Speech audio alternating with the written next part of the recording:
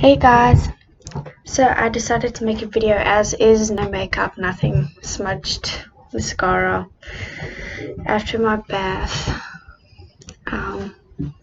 So basically what I'm going to be talking to you about is depression and how it isn't all in the mind, yet it is. I have written a poem in order to make you guys understand what depression is, at least to those who suffer from it.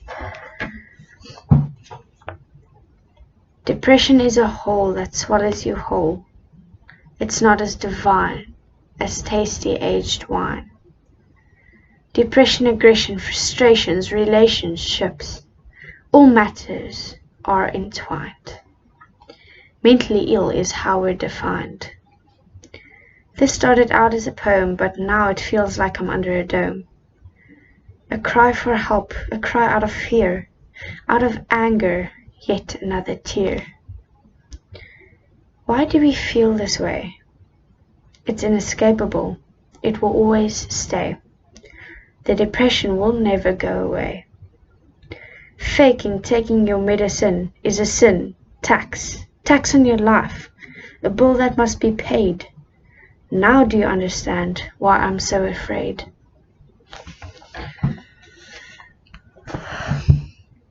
What inspired me to write this poem was another poem that I saw on YouTube a few years back about a girl stating how she tries to explain depression to her mother. I do not remember her name or the poem's name. I think it's basically explaining depression to my mother, but it was brilliant, and I decided that I want to touch lives like she does, because that poem meant a lot to me, and I decided to write my own story and maybe help out a few people out there who needs my help, or anybody's help for that matter, because depression, you're glad if anybody wants to help you, though you don't want to ask for help. You don't want to say, hey, listen, I'm feeling down, talk to me, cheer me up. You don't. You become part of this small little bubble, and to get out of that is really hard. I have to admit, the only thing that ever worked for me and my depression was medicine. I'm currently taking an antidepressant, not too strong, but sometimes I feel like I could do with a stronger one. It gets hectic, especially when you forget to take your medication. You skip a day, then you realize, hey, this shit actually works. So yeah, I decided to talk about depression as my first vlog post, because I don't want people to see this vlog as shallow. I want them to see that this vlog has meaning. It's trying to help people and that it's deep. So I haven't really prepared what exactly I wanted to say in bullet point format or anything, but I can start off by telling you a little bit about myself. I've been a depression victim since I was about 12-13 years old. At that time I didn't realize I had depression. I just went through my emo phase, which is apparently pretty normal for teenagers, obviously going through puberty and the works. Basically, I did homeschooling my whole life. It was a good choice for me. Although my mom made it, she knows me really well. She knew that I wouldn't be able to survive in a school environment. I'm a know-it-all. I would have been the first to do drugs, and yeah, no, wouldn't have worked. But I also did gymnastics and a lot of other activities like ballet. Later years I did horse riding, I did 4 kinds of dancing, trampoline, tumbling, karate. So I've been busy, but obviously as a homeschooler, I wasn't very popular. I was uncool, but I did make a lot of friends. As soon as I hit 15, I think, because then I was like, okay, well, I'm not going to handle this shit anymore. When people ask me, but you're a homeschooler, you have no friends or whatever, I'm like, no, I have friends. I'm not going to let homeschooling define me. That should have been my decision concerning depression as well, but it wasn't.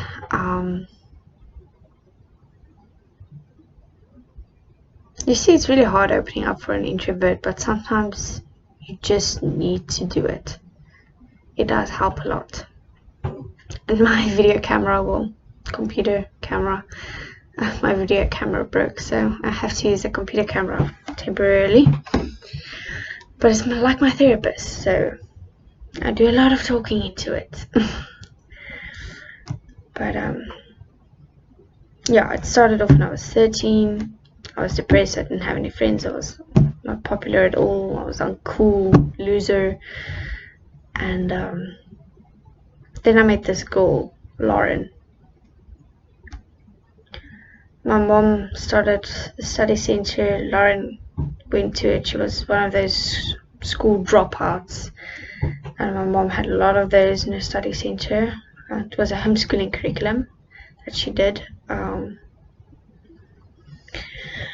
And I got to know Lauren, and Lauren had this thing where she cut herself. And as you can imagine, that rubbed off on me. I started cutting. She was 14, I was 13. I thought that's the way it was supposed to be. You have pain, that's how you deal with it. You don't talk to anybody, you cut. And whenever people saw it, they'd say, you're looking for attention. Maybe I did. That's not why I cut myself, but maybe it was a shout for help. So, yeah, that's how it started. I used to lay on my bed, not giving a shit about the world around me. Wouldn't even be on my phone, and my mom would take my phone away because she'd think I'd be on my phone and not study. And I'd lay on my bed because I just wasn't feeling it, and my mom did not realize that I was suffering from depression. Funny enough, she also suffers from depression. So recently she found out I had it. I went to see a doctor when I was still staying in Durban, and she prescribed meds and said I was really bad. And ever since then, I've been on meds, except for when there wasn't money. But we always try to make a plan with those meds, because I don't want to go all psycho. Anyway, that's a brief background. Not much, but I think it's enough, because this isn't really about me. It's more about you and your depression. I'm no psychologist. I'm not qualified. I'm not a life coach. So whatever I say, don't just do.